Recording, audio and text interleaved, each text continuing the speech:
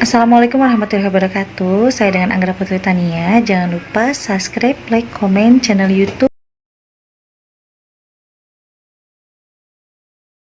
Mengandung kembali. Tolong jaga dan rawat anak ini. Ini adalah titipan dari Allah Subhanahu wa taala. Pas udah gitu saya panggil lagi bidan dan suami saya. Ketika bidan itu masuk, saya minta untuk memeriksa ulang. Karena saya yakin masih ada janin di dalam kandungan saya. Bidannya bilang, saya jamin sudah tidak ada, karena tadi pun juga saya udah memeriksa beberapa kali, tidak ada detak jantung janin di dalam perutnya Neng. Kata bidan itu bilang seperti itu. Dan saya tuh bilang, mohonlah Bu, tolong diperiksa kembali. Akhirnya diperiksa kembali, dan bidan itu pun juga kaget karena mendengar detak jantung yang sangat cepat dan sangat terdengar oleh orang-orang yang pada saat itu mengantar saya ke klinik kandungan itu. Dan di situ dengan izin Allah, alhamdulillah saya mengandung kembali dengan tidak masuk di akal ya, karena kan malamnya itu udah keguguran. Pagi-pagi diperiksa sudah tidak ada, dan diperiksa kembali akhirnya ada lagi. Besoknya kita disarankan untuk ke rumah sakit, ke RSUD Tasikmalaya untuk di USG. Di saat besoknya kita ke RSUD di USG, dan jenis kelaminnya tuh berubah menjadi laki-laki. Yang sebelumnya perempuan diperiksa lagi jadi laki-laki. Nah, di saat sudah mengetahui jenis kelamin janin itu laki-laki, di situ banyak sekali keanehan yang sangat luar biasa. Karena tanpa diduga dan tanpa disangka, saya mengumbara di rumah warga di Tasikmalaya, banyak didatangi orang-orang, sampai sehari itu tidak kurang dari 100 orang yang datang ke Tasikmalaya untuk minta diobati alternatif. Sampai 3 kampung pada saat itu datang meminta syababiyah untuk diobati dari hal penyakit non medis. Jadi selama saya mengandung anak yang pertama itu banyak sekali keanehan ya, karena banyak leluhur-leluhur yang datang kepada saya menyampaikan bahwa Neng akan mempunyai anak 5. Bisa jadi 5 itu semuanya laki-laki, bisa jadi 4 laki-laki, dan yang terakhir adalah perempuan. Di situ saya pun juga waktu itu gak terlalu percaya ya, karena setelah menikah aja saya kosongnya lama. Mana bisa gitu kan, saya punya anak 5, sedangkan pada saat itu saya bilang cukuplah 2 gitu kan, karena keadaan yang sangat susah ya, susah dalam hal ekonomi, susah dalam hal kehidupan juga. Tetapi dengan izin Allah, alhamdulillah di situ semua omongan dari para leluhur yang datang kepada saya itu terbukti atas izin Allah. Dan pada saat saya di Tasikmalaya didatangi oleh orang-orang yang meminta sababiyah, alhamdulillah jadi banyak saudara, dan ada beberapa yang sembuh dan ada juga yang tidak ya, karena semua itu kita kembali hakikat kepada Allah Subhanahu wa taala. Tetapi setelah dari Tasikmalaya, saya tuh ditugaskan karena ada lagi leluhur yang datang. Neng, kalau misalkan ingin menyempurnakan ilmu, pergi ke pantai. Terus saya bertanya, harus ke pantai mana? Ke pantai selatan. Akhirnya di situ saya dan suami pun juga berangkat melaksanakan tugas tersebut. Ternyata di pantai selatan itu saya ditugaskan untuk membacakan lagi surat Al-Kahfi ayat 65 pada saat malam Jumat. Di saat saya mengamalkan surat Al-Kahfi ayat 65, kakek misterius itu datang lagi.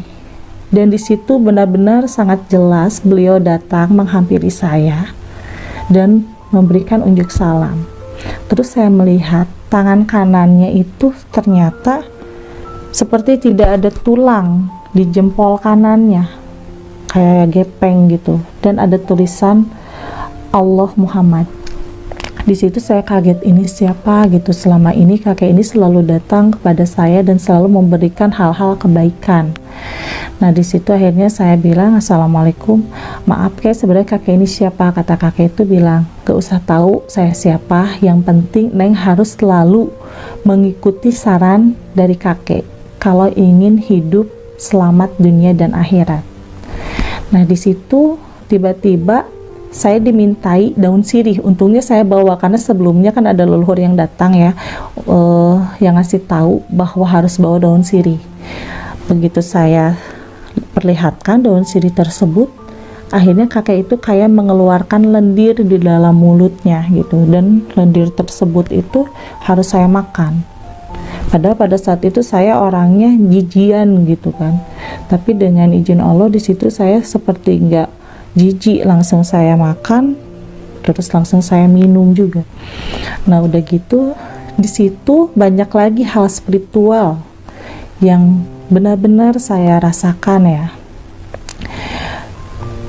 Di situ pun juga saya sering ditemui oleh kakek tersebut, dan kakek tersebut sering menyuruh saya belajar kitab, bahkan kitab yang tidak ada umumnya di Indonesia harus saya pelajari.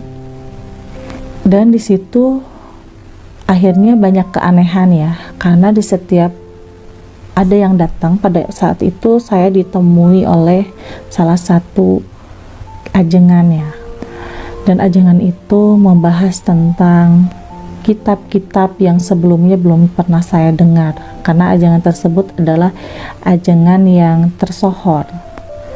Pada usia 12 tahun beliau sudah memimpin pondok pesantren di Karawang, Jawa Barat. Nah di situ akhirnya beliau pada saat itu bertanya tentang Nabi Khidir alaihissalam. Padahal sebelumnya saya belum pernah belajar tentang keilmuan dari Nabi Khidir alaihissalam.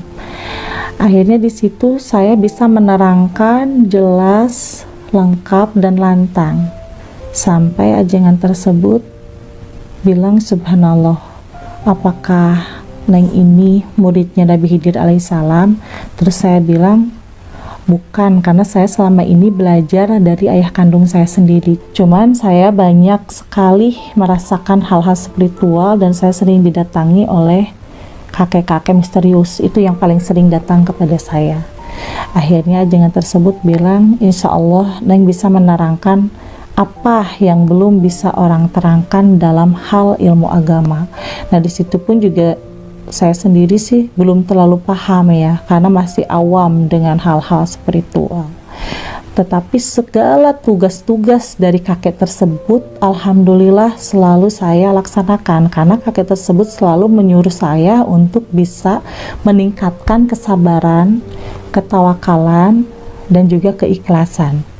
Nah berjalan ya tahun ke tahun, saya masih tetap melaksanakan puasa Daud, terus mengamalkan surat Al-Kahfi, surat Al-Fatihah, surat Al-An'am. Di situ saya benar-benar merasakan hal yang luar biasa, karena saya pernah dibawa ke suatu tempat.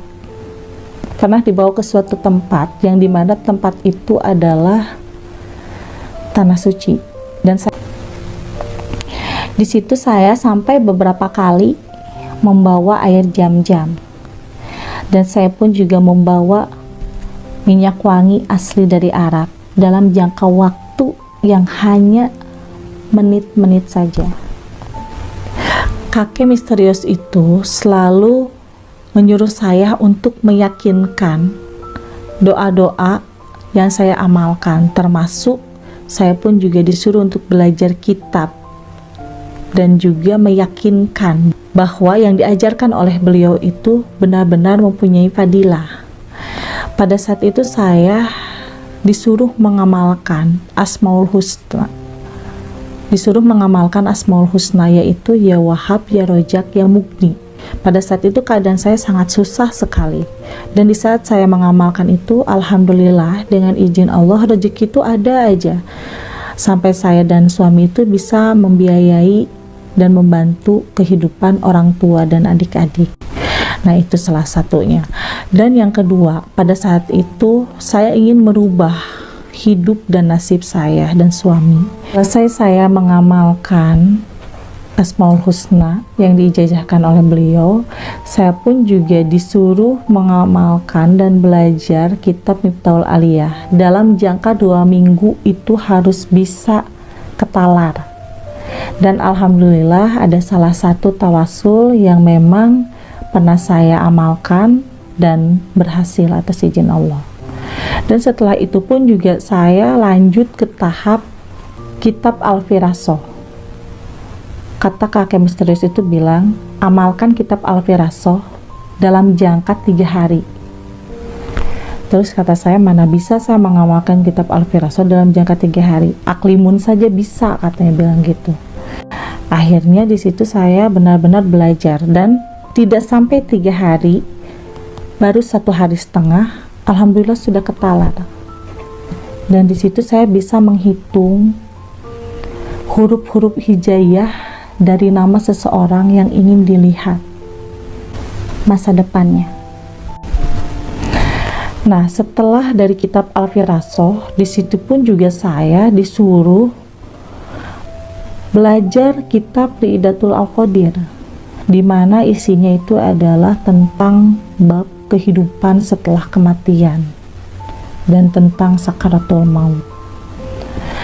Alhamdulillah, tidak sampai 1 bulan kitab Riidatul Al-Qadir saya bisa ketalar. Dan di situ saya disuruh belajar kitab Muqaddimah atau Bari. Alhamdulillah dalam jangka 1 minggu bisa ketalar. Itu baru ini, baru beberapa tahun ya, baru 1 tahun ke belakang, saya pun juga disuruh untuk mengamalkan kitab Fathur Bani. Kitab Fathur Bani itu banyak sekali ya bab-bab tauhid dan juga bab-bab tentang ilmu kebatinan yang harus bisa membedakan antara yang hak dan yang batil. Alhamdulillah dalam jangka waktu yang singkat saya pun juga bisa mempelajarinya ya. Dan di sini ternyata saya pun juga aneh kepada diri saya sendiri. Kenapa setiap saya disuruh belajar oleh kakek misterius itu, alhamdulillah selalu ketalar.